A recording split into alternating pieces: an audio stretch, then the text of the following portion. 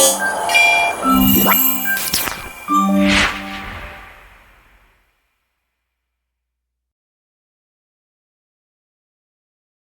warahmatullahi wabarakatuh. Di sini saya dan seorang murid akan berbincang tentang sekolah kita SMA Negeri 1 Langkap Lancar. Nah, sebelumnya perkenalkan, nama saya Eti Marlina, salah satu guru dari SMA Negeri 1 Langkap Lancar. Nah, di depan saya ada siapa namanya? Baik, kalau teman-teman semuanya, perkenalkan nama saya Isnas Buna. Kebetulan saya sekarang duduk di bangku kelas 12 MIPA 2. Oke, Buna. Nah, Buna itu salah satu siswa di kelas 12 ya? Ya, betul. Nah, udah lama dong di sekolah ini. Ya. Udah ketemu sama ibu kepala sekolah kita berapa lama sih? Udah hampir 3 tahun. Udah hampir 3 tahun ya? Berarti sejak awal ibu di sini, udah di sini ya? Iya, betul. Oh iya. Ibu teh boleh nanya-nanya nih ke kamu nih tentang apakah sekolah sudah menyelenggarakan program yang melibatkan siswa secara aktif dan mendorong partisipasi kalian?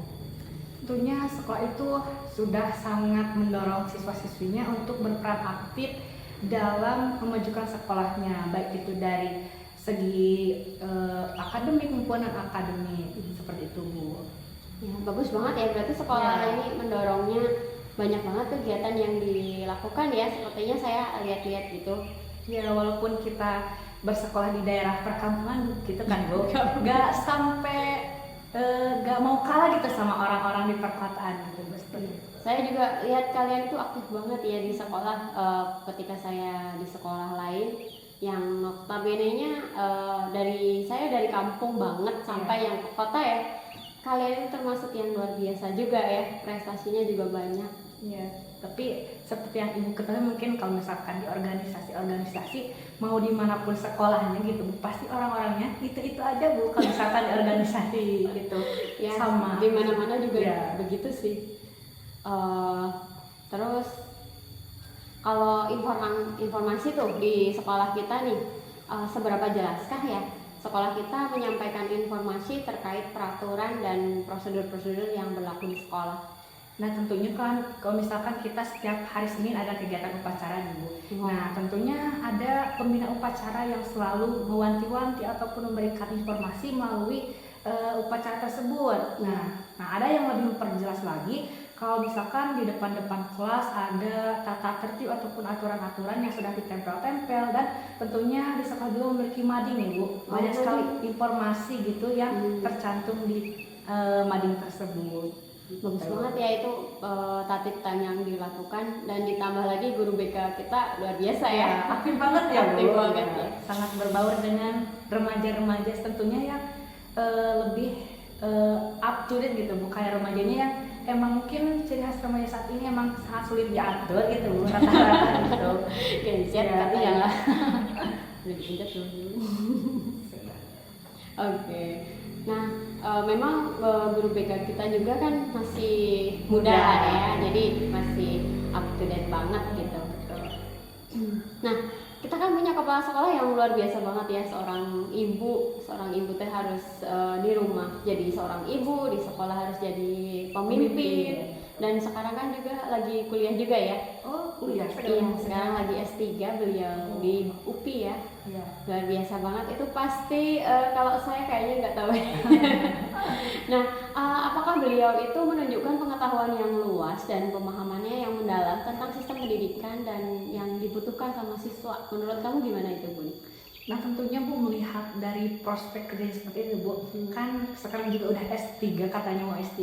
Lagi proses ya, lagi proses maksudnya gitu, Bu. Nah, terus saya juga melihat dari cara beliau berbicara ataupun dari wawasan beliau, kan katanya beliau juga udah pernah sampai bersekolah di luar negeri gitu, ya, Bu. Nah, ke Australia. Iya, betul, itu menandakan bahwa pendidikan beliau itu sangat tinggi gitu, Bu, sangat bisa memotivasi siswanya untuk bisa seperti beliau gitu, bisa bersekolah lebih tinggi lagi gitu. Bukan sekarang kita misalkan di daerah emang bener-bener perkampungan, emang mindsetnya emang berbeda gitu Bu sama orang-orang di perkotaan gitu. Nah itu salah satu faktor pendorong mungkin bagi kita siswa di daerah perkampungan untuk bisa bersekolah lebih tinggi lagi gitu, bukan hanya sekedar sampai tingkat SMA saja, karena emang mungkin prospek kerja zaman saat ini SMA itu sangat sulit gitu Bu. Bahkan yang udah kuliah saja banyak sekali pengangguran. Mungkin itu hanya untuk beberapa orang, namun untuk mindset orang sini melihatnya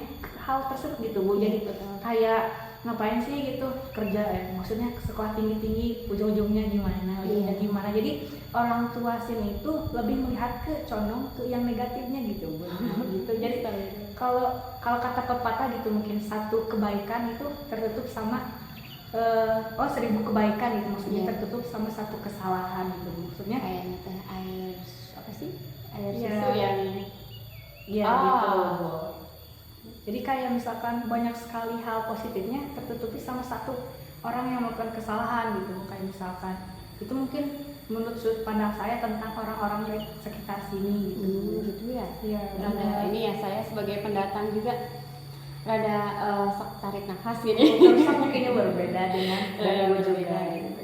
Mungkin saya dari kultur yang hampir semua di tempat saya itu kalau anaknya nggak kuliah tuh kayaknya gimana gitu ya. Iya.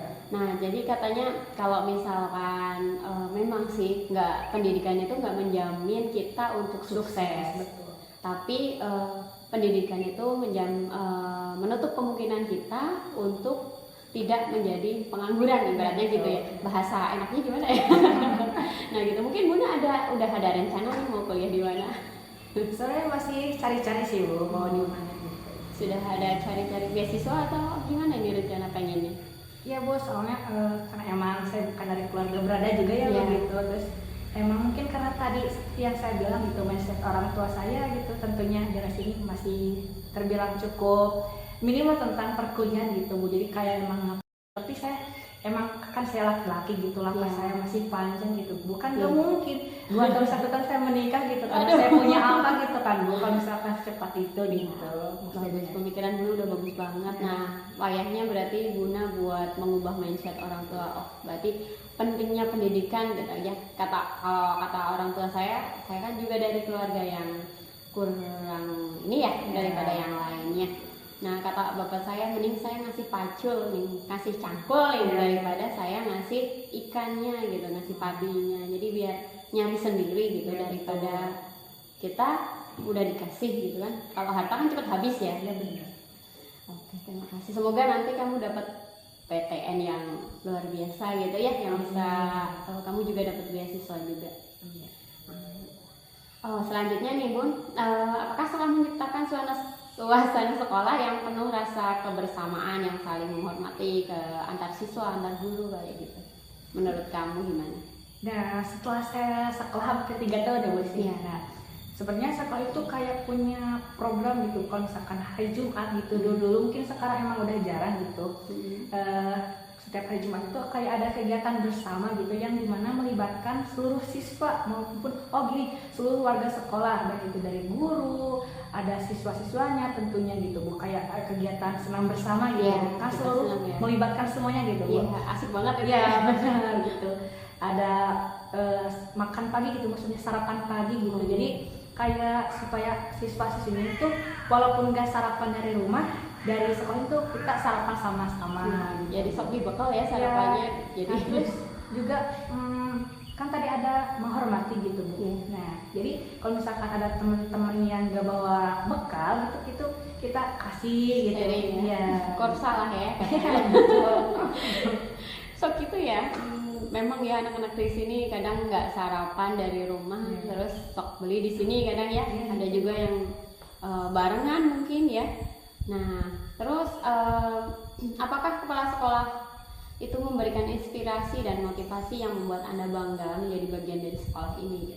Nah, tentunya seperti yang udah saya bilang ya Bu tadi. Nah, kan saya juga dulunya tuh emang belum begitu tertarik sama sekolah di sini gitu. Nah, ada sosialisasi. Nah, waktu itu kan emang Bu Kepala itu emang sangat banyak sekali jobnya ya Bu ya, yang juga mungkin setiap kegiatan hal kecil harus ikut-ikutan, maksudnya kegiatan sosialisasi gitu.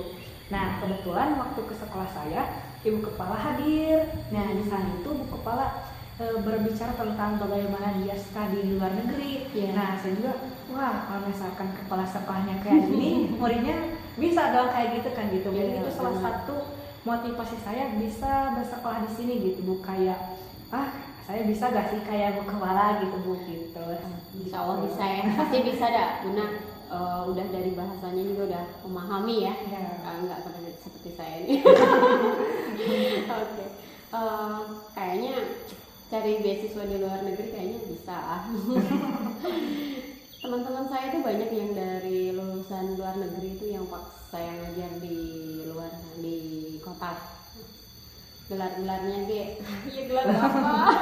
Berbeda ya Bu. Iya, jadi kebanyakan lulusan luar negeri itu yang ngajar pas saya di Bogor itu ya, ada kecepatan. Nah, itu motivasi dari Ibu salah satunya yang kuliah dari luar negeri itu ya, yang luar biasa. Memang kalau untuk seleksi sekolah-sekolah yang seperti itu tuh kan luar biasa banget ya. Semoga nanti Kak Bunda dapat lah. Amin. Nah, bagaimana sih sekolah memfasilitasi kalian untuk menyesuaikan diri dengan teknologi dan metode pembelajaran yang baru? Nah, tentunya kan kita Gen Z gitu bukan? Kapan kita tentunya dari kecil juga udah kenal sekali dengan yang namanya handphone.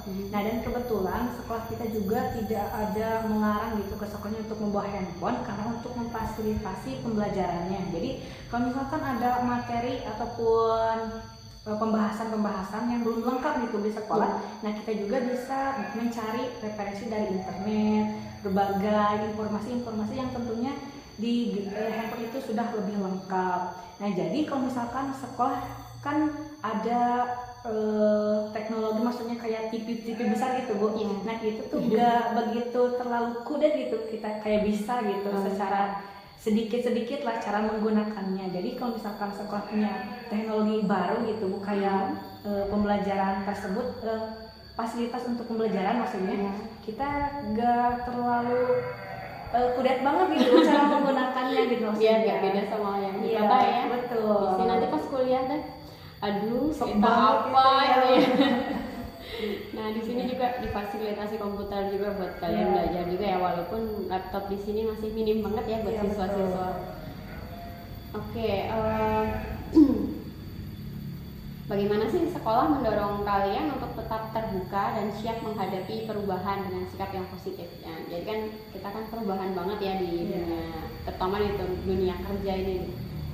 Nah, kalau dari saya ini dari sudut pandang sebagai siswa ya begitu.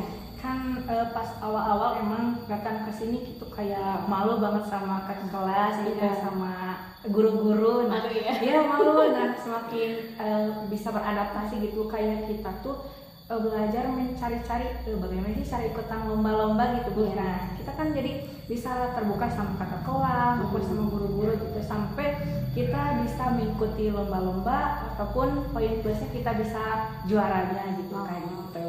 Bunda teh banyak ikutan lomba ya? Enggak juga. Kayaknya pernah dapat selempang banyak-banyak gitu ya.